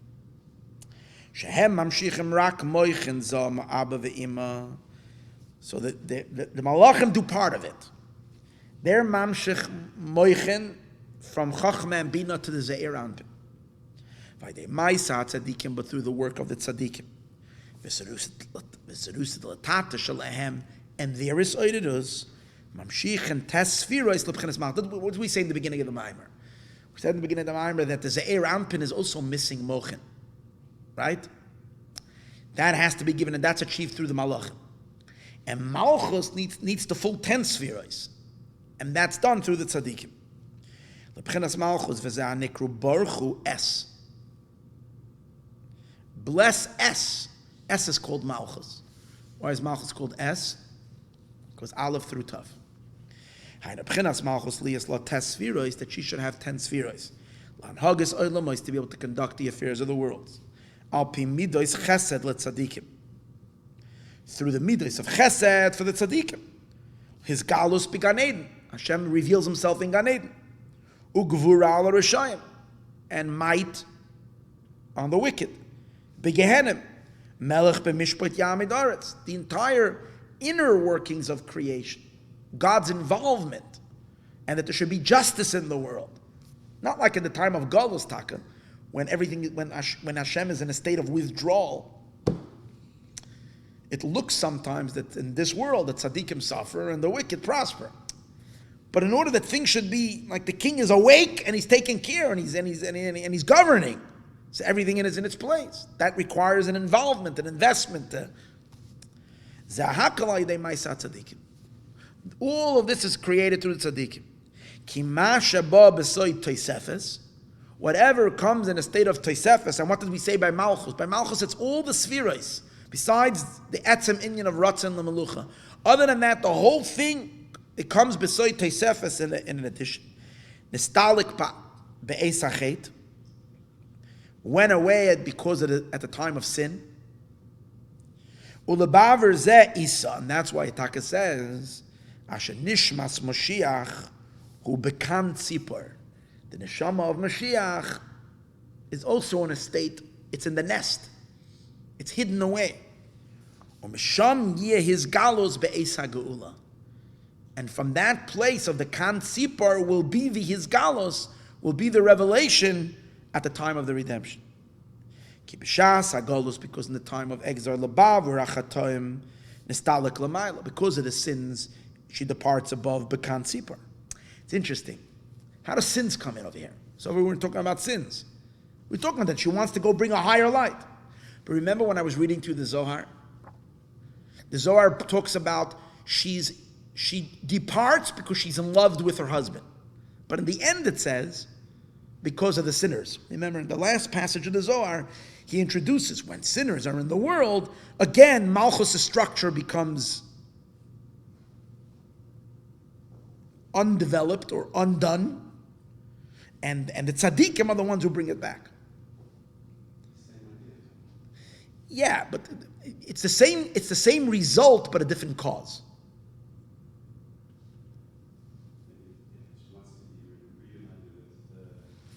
Because she's frustrated with what's happening down here. There's nothing. It's like what's the point of being down here?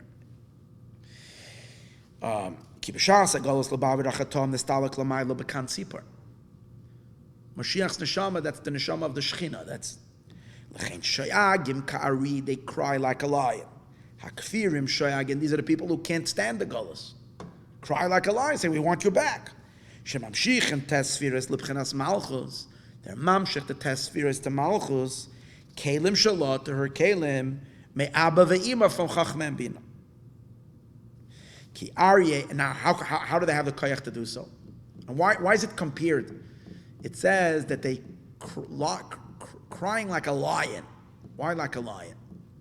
Because in order to be mamshech the Sfiros to Malchus, you have to be mamshech from Chachma. Chachma Chesed. Abba Yasid Brata. Chachma is the father of Malchus. Like father related to the daughter. And therefore, they're compared to lions. Ki Aryeh hu Chesed. Ki d'chsiv pnei Aryeh limin. V'nimshach mebchenes Chachma, and it originates in Chachma. L'chein Aryeh oisius Riyah. That's why Aryeh is the same letters as Riyah, vision. Because Chachma is Riyah. Chachma is vision. Zeu b'chenes Chachma, which is Chachma. V'zeu anshe knesses agdola. Hechziru atorah liyoshna. That's what it says. It says that at the beginning of the second Beis HaMikdash, there was no Gilui, not in the beginning. When they came back to Yerushalayim was dead. We needed to get the flow, the faucet pumping again. The water running again. The water was shut down. The pipes weren't flowing. The Nor and Yechra v'Yavash, it says, by the Churban Beis HaMikdash. The river is not flowing. To get it going again. So it says the Anshe Knesses Agdola returned the crown liyoshna to what it was. At the time of the Churban, there needed to be a disconnect. If there would have been hashpa through Ze'er Anpin, how would Nebuchadnezzar be able to destroy the Beis HaMikdash? So therefore there was an istalkus. But now when they came back to build the second Beis HaMikdash, they needed to cry out. Let me read to you over here the pasuk. Here he doesn't really say much. But here he says,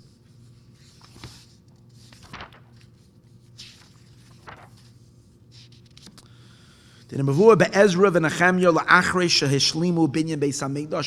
they completed building the Beis HaMikdash, Sheni, Shekamu haLeviim va'amru Barchu Hashem. The Leviim said Barchu Hashem. Iksiv vayisaku bekoil gadol. They cried out with a loud cry. El Hashem Elokeim. And what did they say? Atos hisas hashamayim. You made the heavens. Va'amru Rizal mai vayizaku. What was they yelling? Shechziru asatar liyoshna. They returned the crown. Liyos kisibas churban Beis HaMikdash she brings was because of the istalkus. Ubezman Ezra Nehemiah ve'Ezra Chazar liyas ispashtos tesfiros the Malchus lamata. The 9 spheres of Malchus again manifested. V'zeu ve'yisaku bekoil gadol shemshichu b'chenas toisves tesfiros the Malchus. They needed to bring back the tesfiros of Malchus. L'chein hitzru lizoik bekoil gadol davka. It required this big zaka.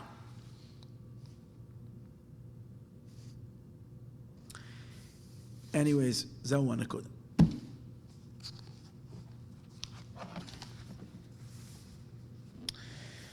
And the Koil Gadol also means with Mesiras Nefesh. Shamaylen man la Abba ve'ima. When you do Mesiras Nefesh, you're raising feminine waters. Remember a few weeks ago we learned the mimer about the 3 Kaddish, a couple of weeks ago. It was fascinating. How the first Kaddish has to create the yichud of the Orein Soif with Chachma and Bina. And for that, you say the first Kaddish. And that requires, what stimulates that? We learned Mesiras Nefesh by Kriya Shema does that. Because in order to be able to make the transition from Ein Sof to Chachma is an infinite leap, and therefore Torah and Mitzvahs won't accomplish it. Only a complete Mesiras Nefesh. You need something very intense to be able to draw that down. And that's the same kind of an intensity that we're talking about over here. Asher Misham, Shirish Neshamas Yisroel Ki Yedua. The Neshamas are rooted in that place. So when Yidden have Mesiras Nefesh, they can pull from there. Ki Yisroel, all of Machshava, because Yidden arose in thought. And through this we draw down the 9 spheres. To bring that back, the crown to its previous state. Now, her one that loves her, which is her husband, her beloved, which is the Eibishter, which is the level of HaKadosh Baruch Hu, the Zeir Anpin. When he hears this, nafik migoy hecholei, He goes out from his hibernation, from his heichel. L'chutz, outside. Achar shenimshach by gimel rishaynos. But when is he able to go out and be mashpia to her? After he himself has an enrichment of these spheres, which also these shriers, you need a special group of shriers. Let's call them shriers. Shriers means to shry, to scream. So these are after you get the shriers who scream and shout, the shouters, they bring down the oir with their intense mesiras nefesh. They bring down the oir both in Malach. Remember, he said Malachim and Neshamas. They bring Moichen into Ze'er Anpin and Tesfiros into Malchus. Only then can there be a Hamshacha. In order, so afterwards, through the Yashpal and Nukva should be Yashpal and Nukva Davka. Ki Baila Chayev b'Mizoynei Seha, because her husband has to support her. Achar she'iz b'niyas binyan anukva, after she's constructed, she'yeh by tesfiras kelim. Once she has kelim, now he can be mashpia to her. Lekabel ashpa, as he mekabelas hatipa mizah. So now he's giving her kishenetoisav boy gimel rishaynes moichen. See, a child under 9 years old is not shayach to be in a physical relationship because he doesn't have moichen. And if he doesn't have moichen, he can't be mashpia, this deep hashpa that's being nimshach in an intimacy, which really means he's taking from his inner, from his pneumius, and to give. He can't do that until he has shleimos hamoichen, until he's 9 years old, according to halacha. When he's 9 years old, he gets already more developed mochen. And when he gets more developed mochen, he can be mashpia. So two things have to happen. She needs to be developed so she can be makabel, and he needs to also complete his mochen to be able to be makabel. And the only reason he gets the hashpa is only for her sake. But she can't receive it from anywhere else but from him. He's obligated in giving her parnasa. But why does he get parnasa? A person gets only parnasa b'schus his wife. So it's really all for her. That's what he brings in actually in the longer mimer over here. It's really for her, but it has to come from him. And he gets enriched so that he can be mashpiyah to her. So, and that's why in davening, this happens every day by Shemoneh Esrei to a certain degree. In the first bracha of Shema, the yichud of him with her happens by atachayne. Atachayne la'adam das, he's already giving her his pnimiyas hamochin. In order for him to be able to give her, she has to be structured, and he needs structuring. The structuring of both happens in the first bracha. That's why it says that by the first bracha you have to have intense kavanah. Because that's when you're building, that's similar to the Giborei Koach, intensity, to construct both Malchus and Zeir. That's why we say, Hainu B'chinas Keil Elyon. Keil Elyon, we say in the first bracha of Shemoneh Esrei. Keil Agodol, La Giborei V'Anoira, Keil Elyon. So Godol, Giborei, Noira is usually Chesed, Gevurah, and Teferes. Noira is Teferes. Keil Elyon is the Hamshacha from Chabad. Chachma Bina is called Keil Elyon, especially Chachma. Hamshachas Gimel Rishaynis Moichen Lizeir Anpin. B'chtei shal yedei zeh, because through this, Achakach, Mevi Goyel, he will bring redeeming, Hainu Yesoid, he will bring Goyel. Yesoid is called Goel. Like it says, in Rus, it says, Im Yigolcha Tov, if Tov is going to redeem you. Tov is Yesoid. Like we know Yosef is Yesoid. And Yosef is called Tov. Tov is Gematria 17. Yosef and Shvayas Rishana. It's a lot of inyanim to this that I'm too tired to explain right now. But Al Kapanim Yesoid is called Goyel. And that's the idea we say every day in davening. We say we have to be somech geula letfila. Tefillah is malchus, vanit tefillah, and we have to be smichas geula letfila. Geula is Yesoid. To be mamshech this chibur of Yesoid and malchus. Yosef and Yehuda, same idea. So Mevi goyel yisoid lebnei b'neihem. Who's b'neihem? B'neihem hainu chesed and gevura. B'neihem is chesed and gevura, because they're the children of Chachma and Bina.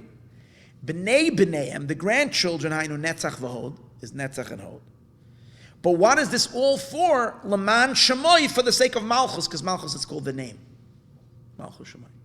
So you got all the spheres right over there. Again, you're structuring the Ze'er Anpin first. Keil Elyon, Mamshech Moichen, Tegodol Giborei V'Nora. That's the Ze'er Anpin. Hagodol like Giborei V'Nora. Your Mamshech Keil Elyon, Chachma Bina. What? Keil Elyon. Koine Hakol is Yisod, because Yisod is called Kol.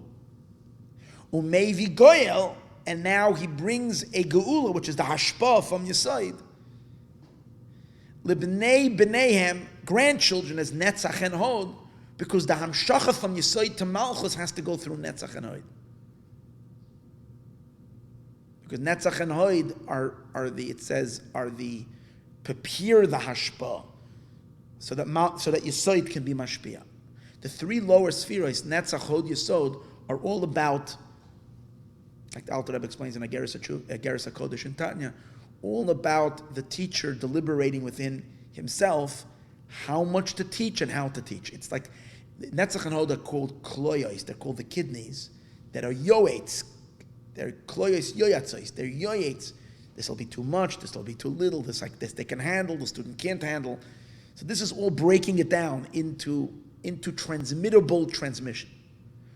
So Umevi Goya livnei b'neihem, and for what purpose? Laman Shamoy, for Malchus. There's a lashon that Umevi Goya libnei b'neihem. It should be l'chor the b'nei b'neihem of mashpia to Yisod. I'm not exactly clear in that. Here I'm telling you, this told you in the Biurei HaZohar, this mimer is 10 pages. In the other mimer, it's 8 pages. Here, it's a kitzer, mamish, in 1 page. 2 pages. So obviously, it's a very big kitzer. We would have understood it a little better. We learned it over there, but I was too exhausted to learn 10 pages today, so it's just my fault. But for me, the main inyan over here is just this outer structure, before we get to understand the inner structure. At least the outer structure, which I think adds a lot of understanding into a particular avodah that's shaykh today. In any case,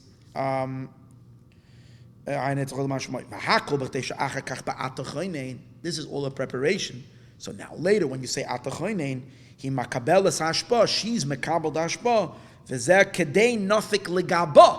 Once he himself is rebuilt, he will now go out to her and he will embrace her and hug her, like it says, achrei shesha'agin givrin. But that's only after we yell. Where does the yelling take place? In Pesukah de Zimra. Kadesh, Kadesh, Kadesh. Barash Gadol, Misnasim. That's the yelling. That's the shouting. Ka'ari, like a lion. V'emshichi lo kelim l'tesfiris. And they draw down the kelim to her 9 spheres. As a nafik la gaba, he goes out to her. Lashpia Allah, to be mashpia to her. Ki hu chayev b'mezaynisel. Because he's obligated in her mezaynis. Lashpia lo oiris, to give her oros, lights. Beruchen rechen, in fragrances, ubusmin and besamim, hainu, and this represents chesed and gevura.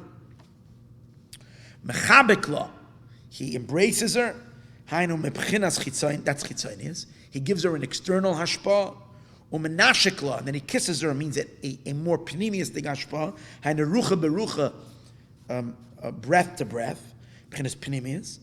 Achana says, hey, until he fully delivers his light into her, and she's able to absorb it and develop herself with that new light. Kilim Mekadmen, like she was before, but different. Because before, when she was a full structure, she was achar ba'achar, back to back. Now she becomes a full structure to receive pneumias. Hainu shanasas ke'es bepchinas pneumias kilim Mekadmen tzuras hey. Now she becomes again a full tzura. But last time her tzura was only chitzanias. Now it's to receive the pneumias. Hainu shneik, and what's a hey? Shnei kavim mechubarim. 2 lines attached. The kav shlishi nivdal, and the third kav separated. Kamoi Chabad Chagas hu mechuber. Now these three are as follows. Chabad and Chagas are attached. Intellect and emotions are attached. V'nehi and Netzach Hod Yisod, which is hinted to in the lower part of the hay, levar megufa, is considered outside of her body. Hashpa levar is the hashpa outside.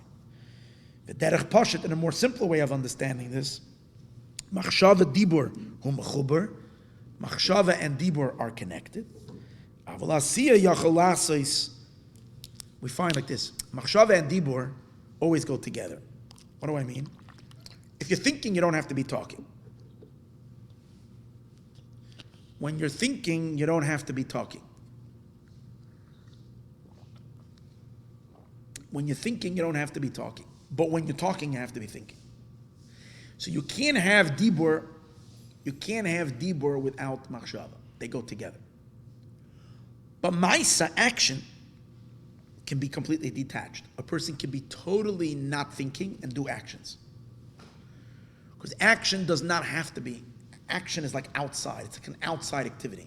Of course, your actions are much more precise and of greater value if what? If the inner flow is flowing into the chitzonius. Understand? The actions are far more richer and powerful. But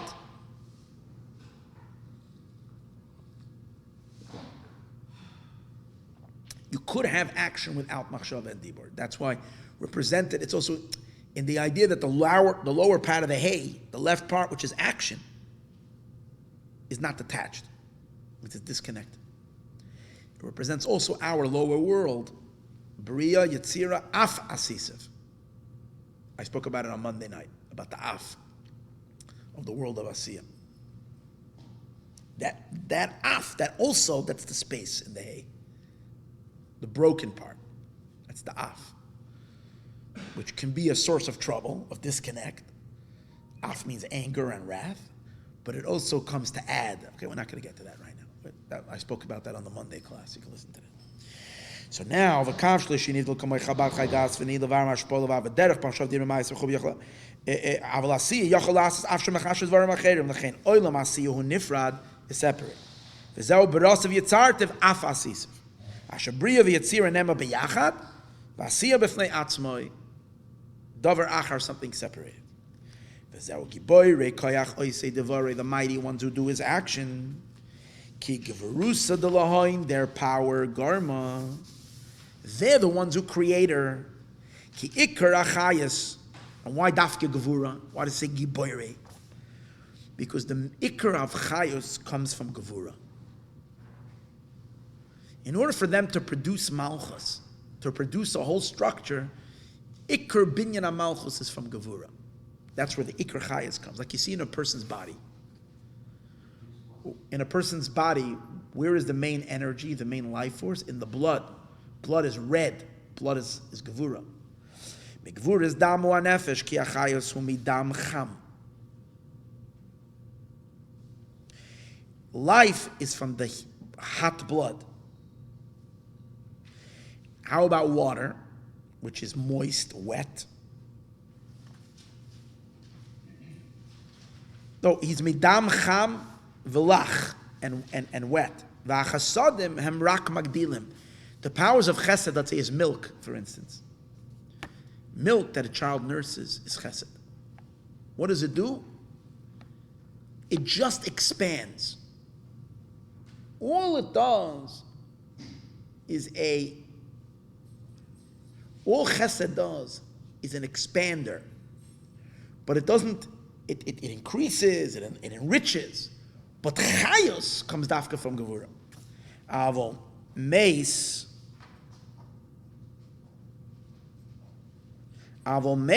but a dead body, pchenas offer kar v'yavesh, is cold, the opposite of chayos. V'yavesh, and is dry, the opposite of lach, of moist. Ukedein inun chaylin kaima lishmoya madi amra, and after, through their gevura, what do? They stand to hear what she's saying. After they're the ones who will misaken her in 10 tzviros, The kibla hashpa satipa, and then she received because of that the hashpa from her husband. Now the Rebbe can say the Maimer. Basically, what it's really saying is that the Rebbe needs the Chassidim to build them up. That's what the Rebbe told us. I need you. Once we build him, he can give the Maimer. He can receive and give us. And then she stands like a king amongst her armies. This is what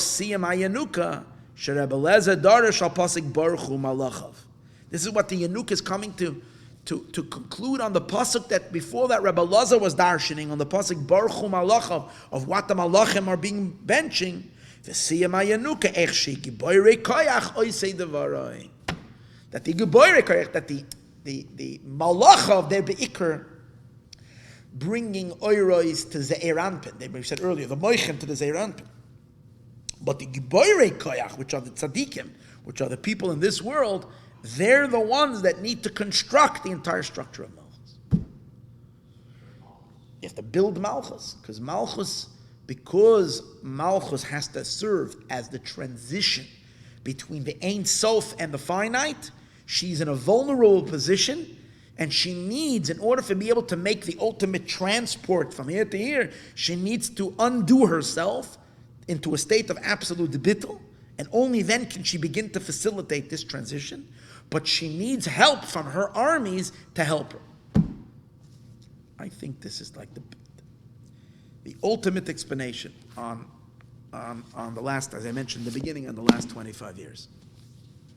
Vaz gate far, right before Mashiach comes. What we need looks like a little more Giborei Koach, more Chayus in this Avodah.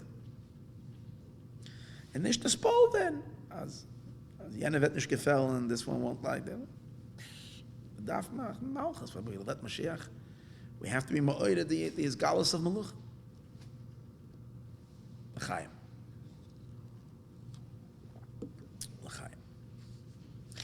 In Sefer Biurei Hazoyer, if anybody wants to do the long version, it's Parshas Balak, page 414. And I'm going to, Be'ezus Hashem, relearn this Maimer and relearn, hopefully, the Maril's version to get understanding, and maybe we come back next week and relearn the whole thing again. So we'll actually understand what we learned. But this is just an outline. Sorry for the short share. The Zohar is in Balak. Why is the Zohar in Balak? It's a continuation to something that it's talking about earlier in Balak. I'm sure it has a Psashach to Parshas Balak as well.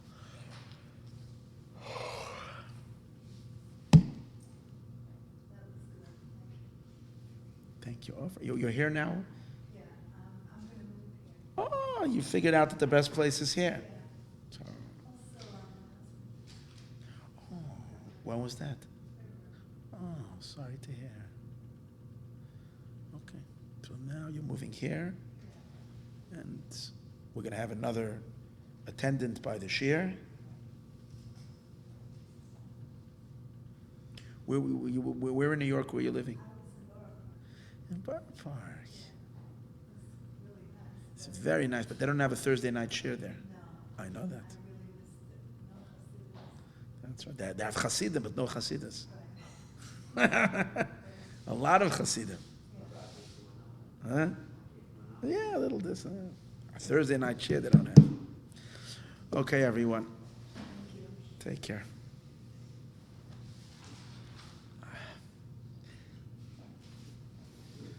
My Zalmi started putting on tefillin today, and in order for me to be able to do that, whatever whole story, a person was supposed to bring his tefillin, got stuck in the airport for 12 hours in New York. His flight got canceled 2 times, whole story. And then he finally got onto a flight 2 a.m. and he was going to Long Beach, but the flight was changed to LAX, but since he lives in Long Beach, I had to wake up at 4:30, 4:20, whatever, to run to the airport, meet him when he arrived, and then, so I'm a little tired. I'm a little tired today, that's all. I didn't take him to Long Beach. I just picked up my tefillin and he took an Uber. It wasn't my son's tefillin. Yeah, yes. No, he had, two things happened. First, they had technical problems on the plane, so that delayed it like for 2-3 hours. And then there were storms. By the time they were ready to go, the storms kicked in and they canceled all the flights. New York, this time of the year, I learned my lesson. If you want to go to Israel, let's say, and a lot of times you have flights going from here to New York, and then it's not so safe going through the East Coast. I once did it, and when we landed, we couldn't land in New York. That was the problem. We ended up being delayed a nice few hours on our trip to New York. Because of that, we missed the flight, the outbound flight from New York going to Tel Aviv. We ended up going 2 days later. So I'm missing 2 days on my trip because the deeper reason is because Eretz Yisrael said I'm not ready, didn't want to open its doors for me yet. But winter you can have snowstorms, and in summer you can have lightning storms.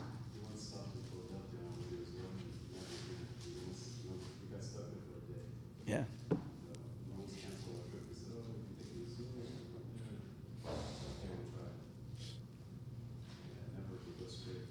Yeah. Yeah. If you do the stop in San Francisco, you're safe. But yeah. Right. But they're starting now. United, maybe, I'm not sure. They're starting also, besides from San Francisco, they're also starting from Vegas. So stop over from here to Vegas. So there's more places, more options now in like kind of direct flights. Because United doesn't fly direct from here.